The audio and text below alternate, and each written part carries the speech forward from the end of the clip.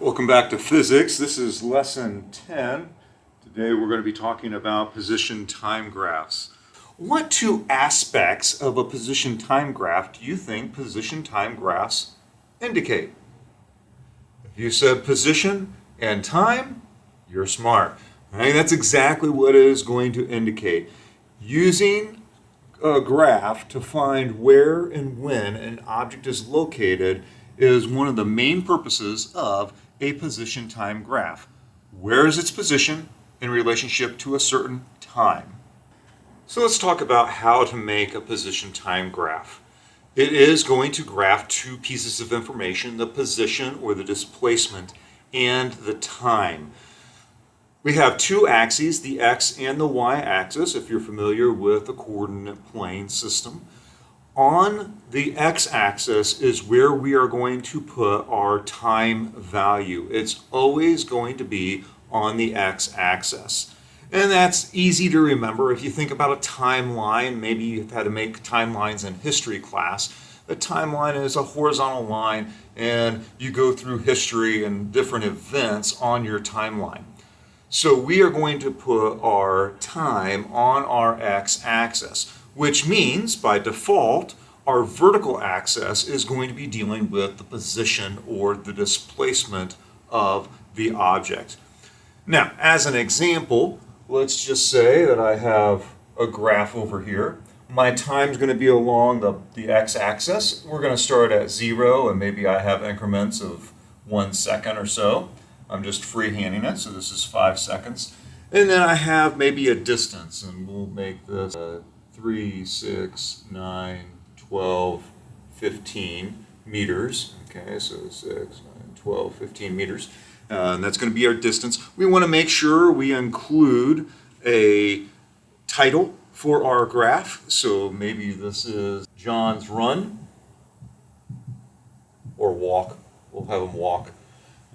And then we also want to indicate that this is time down here in the bottom.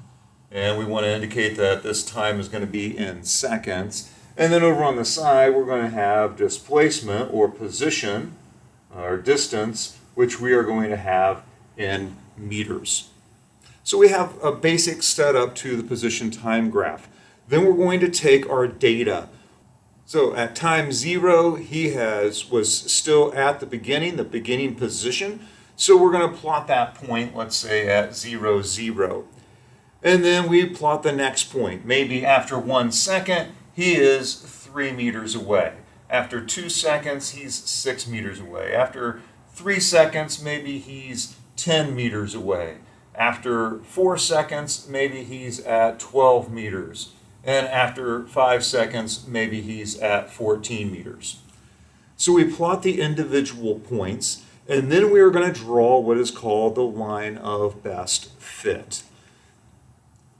For our scenarios, most of the time, the lines are going to be pretty much in place. Now, you'll notice that mine is not going to form an exact line. I can't draw a line that goes through all those points, at least if it's not a straight line. So we're going to kind of go with the line of best fit, where I hit or get really close to most of my points.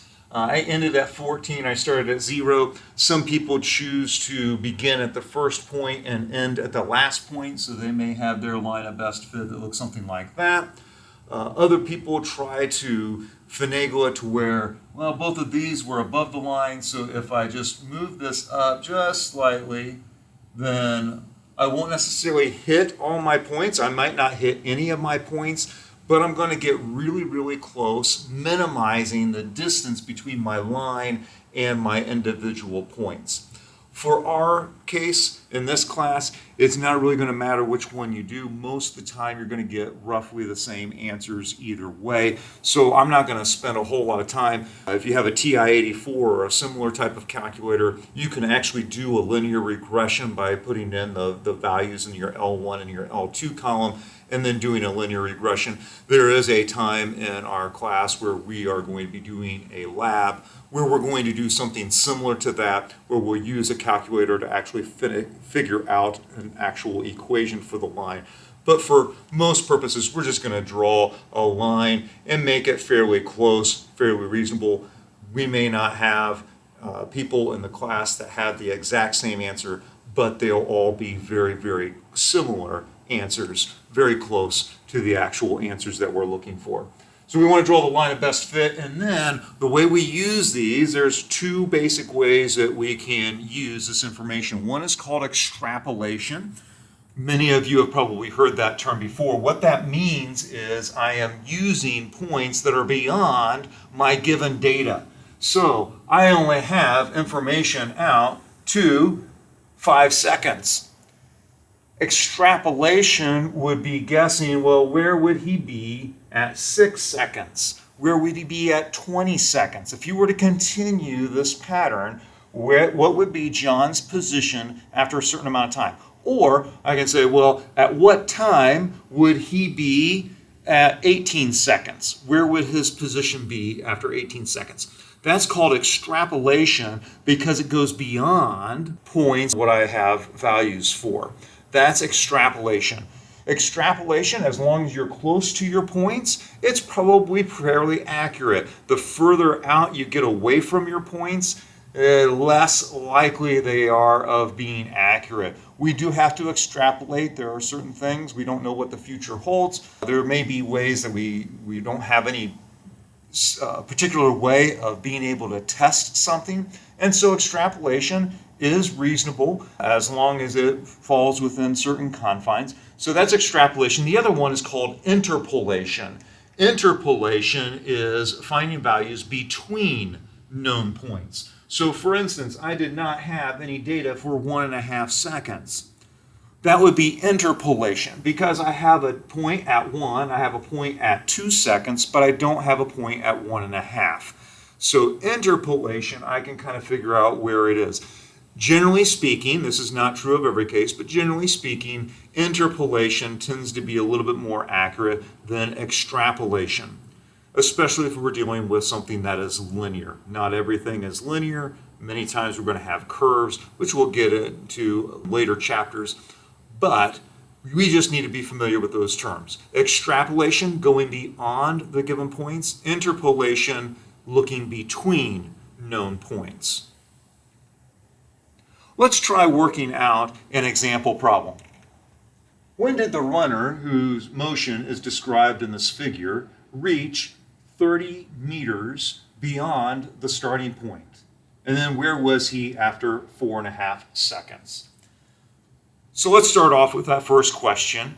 And that first question dealt with at what time was he 30 meters beyond the starting point? So if we're looking at the distance, which axis do we want to look at?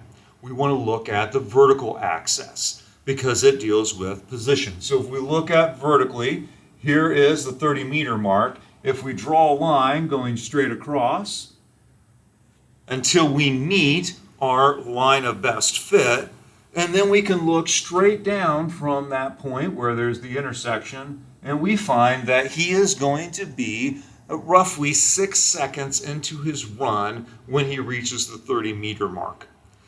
The second question is asking, well, where would he be at 4.5 seconds?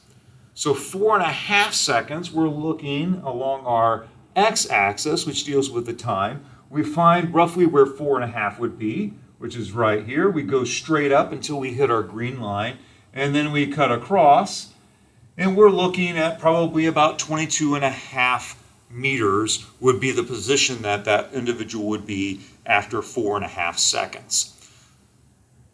In this particular case, this was not extrapolation because we actually have a point. If you look at the screen, there is actually a data point that was graphed. So that's not extrapolation. We could have actually gotten that directly from our measurements that we took when the person was running.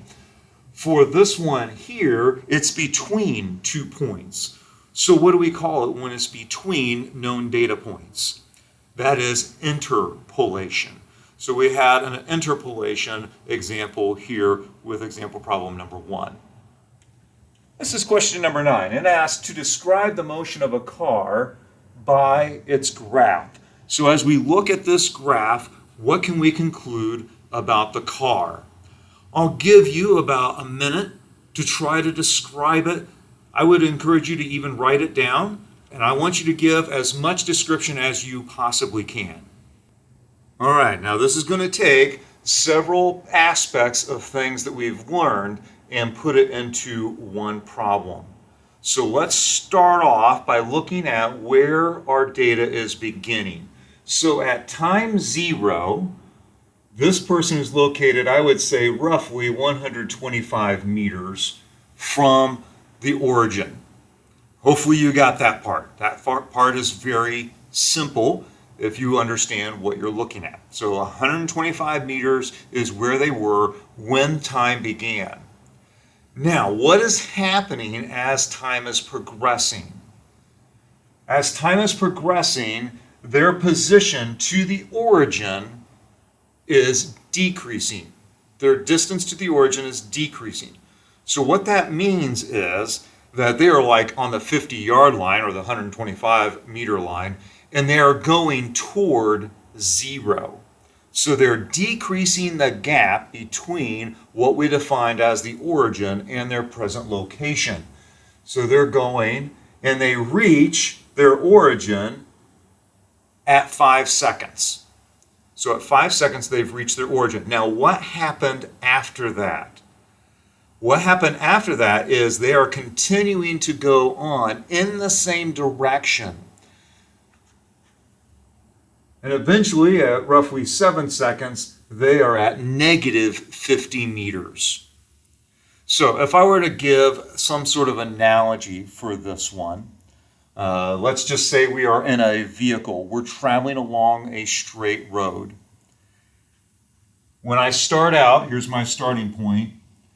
I am 125 meters from my origin.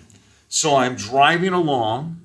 Eventually, I hit the line that represents our origin, but then I keep on driving. Okay, so they're not changing directions. They're not doing anything like that. They just keep on driving. And a couple of seconds later, they are at negative 50. So they're on this side. So we're defining this side as a positive 125. This side over here would be a negative 50. Kind of opposite from what we normally think of as a number line, but you'll get the idea. So we're going in the same direction. There's no directional change right there. They're heading in the same direction. It's just they passed what we called the origin and are continuing on in that direction. Now, what do we know about the car? Well, the line, if this is composed of several data points, we would say the car or the vehicle, whatever it happens to be, is moving at a fairly constant rate. How do we know that? Well, the line is straight. It is just a straight line. So if this were made up of data particles and we drew the line of best fit, since it is a line, that means there's really no acceleration or deceleration. They're just traveling at a constant speed. So I don't know how much of that you may have gotten. Hopefully you got a lot of that. It does confuse many students with this point right here where they're starting away from the origin. That's kind of odd when you first start out, but it does make sense. Okay, they're not at the origin when they start out, but they are going toward the origin. But then when they cross over, a lot of students think, oh, well, they're driving in reverse or they're doing something like that. That's not necessarily the case. They are continuing on the same direction that they were traveling from the beginning. It's just if we called this direction, let's say the positive direction were east, it just would indicate that they are traveling west because they are getting less and less east, which means they're heading more and more toward the west. That's the concept that we're trying to get here, if you want to use north and south, whatever directions you want to use. But since it is getting closer to the origin, that means they're traveling in a quote-unquote negative direction. So if we define positive as east, the negative direction would be west. If we define positive as north, the negative direction would be south. Let's take a look at question number 10. Draw a motion diagram that corresponds to the graph. Again, I'll give you a moment to do this problem. Hopefully it's a little bit easier. If you jumped ahead and started working on this problem a little earlier, you may want to double check now that I've explained the previous problem. It may affect how you answer this particular problem, but I'll give you a minute. I somewhat drew this earlier, but we are doing a motion diagram. We're going to do a particle diagram. So I'm going to start out by putting a point. Let's say that is at time 0. We are at 125 meters. All right, so this is time 0. You don't have to necessarily label all these, although that is helpful. I'm going to label it so it makes it a little bit easier for you to understand. After 3 seconds or so, and so I'm going to put a point there representing 3 seconds. If I were to look at 3 seconds, it looks like we're roughly at the 50-meter mark. Okay, so if I go straight up at 3, come over, it looks like we're roughly at the 50-meter mark. And if I go 3 seconds later, so we're at time of 6, we go down, it looks like we're at basically negative 25 meters. And so if I were to do a motion diagram, if I wanted to include every single second that goes in there, I would need to put 1 at 1 second, 1 at 2 seconds, 4, 5, we've already got the 6. I might do 7, and that's really as far as we kind of got. It looks like we could go out to 8 if we wanted to extrapolate the data. But that is what your motion diagram would look like. That all the values should be roughly the same distance apart, all those points, because they seem to be traveling at a constant rate and they are going in a negative direction. Let's take a look at number 11. Assuming that the positive d direction is east, when was the car 25 meters east of the origin? So we'll just start off with 11A for right now. When was it 25 meters east of the origin?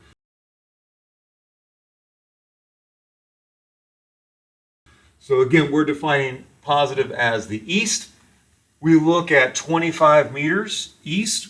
So we're in the positive 25. If I draw a line going straight across until I hit my green graph and then drop straight down, it looks like roughly 4.0 seconds is when they were at 25 meters east. For part B, it says assuming the same direction as east as positive, where was the car at 1 second?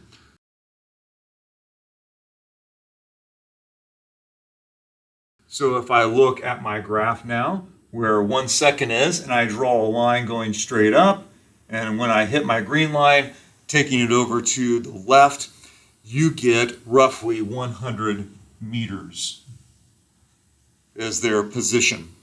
Technically, we would want to put 100.0 meters on here. I am going to be very liberal in my sig figs when we're dealing with graphs because we are estimating. In the graph itself is probably a line of best fit, so there's some ambiguity there. That's something that your college professor may be more of a stickler on. I'm going to be very liberal in the sig figs there, so I would say 100 meters would be acceptable as an answer because we are just getting some rough estimates. What I do want to point out also is that you do not need to draw those lines. You can just visualize going straight up and straight across. If you want to use a ruler to give you a better idea, that's fine. But I am not expecting you to actually see those lines drawn. I'm looking more for the answer in these particular cases. Now, before I go on, let me use the example that I have up on the board to kind of introduce this next little piece that we're going to talk about. If we were to pick a particular instant in time of this particular runner, let's just say at 3 seconds. At 3 seconds exactly, is there any movement? Is that person moving during that instant in time? That brings up this concept of what is an instant. If an instant has any amount of time to it at all, then that would mean at that particular instant in time, that individual, since they were at that location, could not have been moving. So for instance, let's just say an instant is 0.000003 seconds. All right? So a very, very tiny amount of time. Well, in that instant, would the person be at that location during that whole instant of time? Well, in order for them to be at that exact location during that entire instant of time, that means they would have to be stationary during that instant in time. But if they were stationary at that instant, then that means they would not be moving at all, which means they would not have any type of motion. Therefore, there would be no movement throughout these individual instants of time. So what exactly is an instant when we use it in physics? An instant has a length of time that is exactly equal to 0 seconds. It has no length of time whatsoever. A moving object would change locations if an instant of time had any length to it at all as far as a measurement of time. So when we say at that particular instant, it was at this location, we are talking about a specific time, and that time period that we're discussing has a length of 0 seconds exactly. What is that position? That's what we would call an instantaneous position. It's the position that the object has at that instant of time. And again, that instant being a length of time of 0. I'm not going to get into much more than that as far as what an instant is, but we do use instant very often in this class. We just need to understand that we are talking about a very specific time period, and there is no length of time happening during that particular instant. So it has a length of 0. Now, throughout this lesson and the previous lessons, we've talked about several different ways that we can look at or examine or help us understand motion. Today, we looked mainly at the position time graphs, but there are equivalent representations. We have graphs. We can use just data numbers. We have pictures. We have words. We have the particle models. All of those can represent motion of an object or objects, but they're all equivalent. They all mean the same thing. They all kind of do the same job. However, certain representations may be more useful in certain situations. So for instance, if I am sitting at a table and I'm about ready to eat, there may be several knives at the table. You have a butter knife. A butter knife is used to cut butter. Butter is very soft. Butter knives usually don't have any type of sharpness to them at all because they don't need to be sharp. And so for safety reasons or other reasons, they don't make butter knives sharp. At the same point, if we're having steak, I might have a steak knife there at the table. Before they cooked my steak, they may have been a butcher knife that was used. If they have vegetables that are on the table, they may have used some other type of knife to cut up the vegetables. So all the knives serve a purpose of cutting. However, depending on the situation, you may use a different knife. Well, in physics, depending on the situation and what you're trying to solve, you may use a different representation of your data in order to aid you in solving the problem that is in front of you. So just realize that one person may use a particular type of graph to answer a problem. Another person may use an equation or use the numbers, the data, and do it differently. And they should come up with the same answer or something very, very close within the significant digits type of range if they did everything correctly. So don't be too concerned about, well, which method do I use? Learn the different methods and then try to figure out, well, which method is going to make it the easiest to solve, and then go with that method. Let's take a look at example problem number 2. It asks, when and where does runner B pass runner A? So if we look at this particular graph, I'll give you a moment, take a look at it, and where do you think runner B would pass runner A? In this particular case, it would happen right here at roughly 45 seconds, and it looks like around 190 meters. Now, how do I know that runner B is going to be passing runner A? That's not a question they're asking, that's a question I'm asking. If I didn't have the question up here and I just had the graph, how would you tell, well, runner B is the one that is passing runner A? If you look, runner A started at 0, runner B started at -50. So that means runner B would need to catch up with runner A because they're both starting at time 0, but eventually runner B is able to be at the same location as runner A. So, who is running faster? Obviously, runner B is running faster. They've got to have a faster velocity because they have to not only run the same distance as runner A, but they need to run an additional 50 meters in order to be at the same location. Now, along with that, does that mean runner A and runner B have some sort of collision? Because they are at the same position at the same time. Well, the answer to that is technically no. Because remember, our origin is not necessarily a point. It could be a line, and they are simply that distance away from our origin of a point or a line. A good example of this might be if you're in a car and you're traveling down the highway.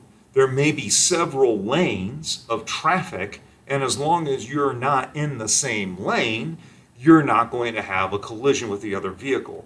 If you're running something like track has different lanes. So as long as you're not in the same lane, you can be the same distance from the origin or from the starting line, but not running into another individual that's also running on the track. Let's take a look at one of the homework problems. Juanita goes for a walk. Sometime later, her friend Heather starts to walk after her.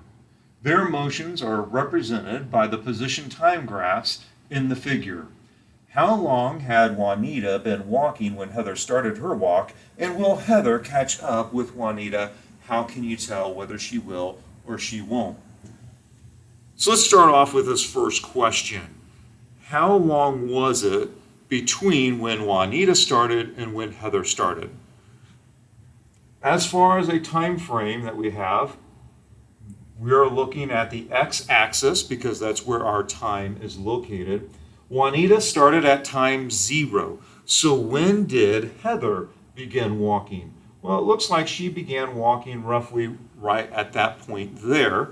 What is that time difference? Well, this is 1, 2, 3, 4, 5. So each one of these represents 0.1. But look at our time scale. That is not 0.1 seconds. That is 0.1 hours, which would be 1/10 of an hour. Since an hour is 60 minutes, 1/10 of that would be 6 minutes or 360 seconds if you wanted to do it that way. So the amount of time would be 0.1 hours. Will Heather catch up with Juanita is the second question. I'll give you a moment to think about it. Look at the graph. Will Heather catch up with Juanita? How can you tell? If she is going to catch up, even give me the time frame that she would catch up. All right, so for the answer to this question, Heather is not going to be catching up with Juanita. Juanita is traveling at a faster rate. We're going to get more into that in tomorrow's lesson, but you can tell by the slope of the line. But if you were to continue these lines out, you'll notice that there is a wider and wider gap in between Heather and Juanita's lines as they continue on through time, which means the distance between Juanita and Heather is getting greater and greater, not less and less. In order for them to really have met at a particular point, we would have to extend our graph out in this direction, and at that point right there, that's where they would have had the same location. So in today's lesson, we looked at position time graphs. We're going to graph the time on the x-axis, which is the horizontal, and the vertical axis is going to represent our position Our position could be a negative value as well. Time could also be a negative value. A negative value of time simply means that it is prior to us starting the clock. A negative position means that whatever direction we defined as positive, we would be going in the opposite direction, a negative direction. We also looked at what an instant is in time. An instant in time has a length of exactly 0 seconds. And we also talked very briefly about instantaneous position. What is the position of an object at an instant in time? And then we concluded by looking at some of the differences between these different forms of representations and how they are all really equivalent. We just want to choose what we feel is going to be the quickest method of solving a problem. In many ways, you might have multiple people solve it in different ways, but we should all get the same answer as long as everything was done correctly.